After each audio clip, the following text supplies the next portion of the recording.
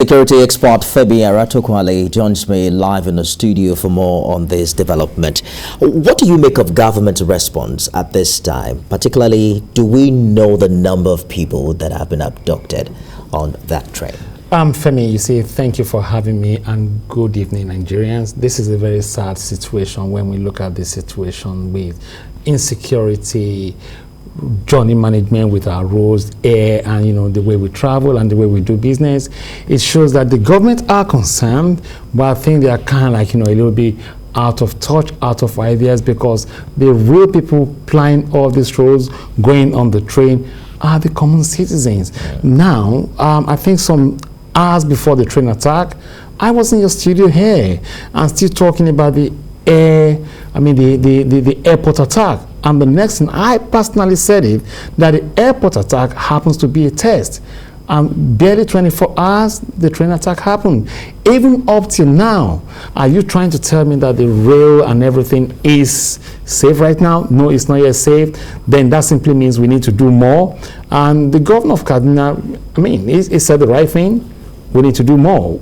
The government must do and act fast. But are they acting fast is the question. It's not just about, briefing or giving interviews, but again, it's about let us see the real action on ground and let's see all actors, brought back to justice. We've not seen that happen. The train prior to this time was a safer alternative to many commuters who saw the Kaduna-Abuja road as a death trap. Yeah. What message do you think these terrorists are sending, particularly when you consider that both the roads and the rails seem not to be safe?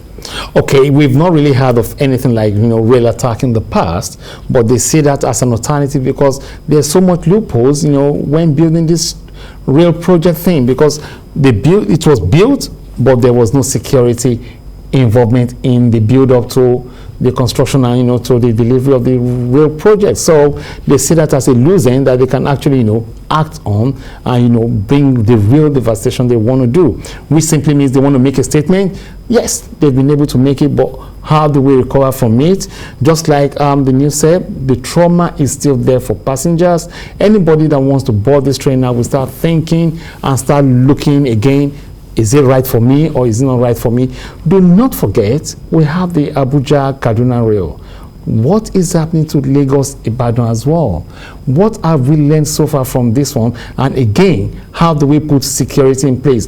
Do we now need to have a security department that actually look into traffic and look into our rails? Or do we just deploy all men in police station now again to the rail? It's going to be so overwhelming, and I think we need to start dividing and putting things in order that, okay, this should cater for this department should cater for this. I think this is the missing link we're having, and we need to bring it completely back. That let us have transport police officers, completely different from road police officers now. So in case of this one again to happen, we need a budget and we need training to massively go into it. And equipment is so key and important, both for area view, road view, every single view we can have it. We need to do so more to make sure that, yes, passengers, customers are at rest whenever they're traveling. Beyond security, it's also a function of what strategy, because we're hearing that there were close to some 18 policemen in the train at the time of the attack. They were outgunned, they were out of ammunition. They were overwhelmed by the gunpowder of the terrorists. So what, considering, for instance, at this time, that what kind of security strategy can we begin to deploy? I think tactically, we have gallant police officers, we have gallant military men, we have gallant security officers in Nigeria, but it's such appalling that the kind of welfare given to them, the kind of protective gear given to them is nothing to write home about. I can say this authoritatively because I've been involved with them and I know so much about the kind of welfare that's been given to them. I think it's high time for the Police Service Commission to look into all these issues, because Femi, let us bring it back home. It is not the military's problem.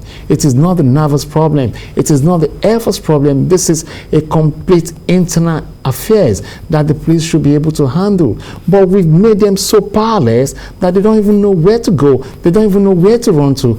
And the innocent ones trying to, bring the good image out are not being, empowered the real way they should be empowered. So we are now seeing the result of what we've destroyed in so many months, in so many years, so many decades, now playing out today. We have to go now.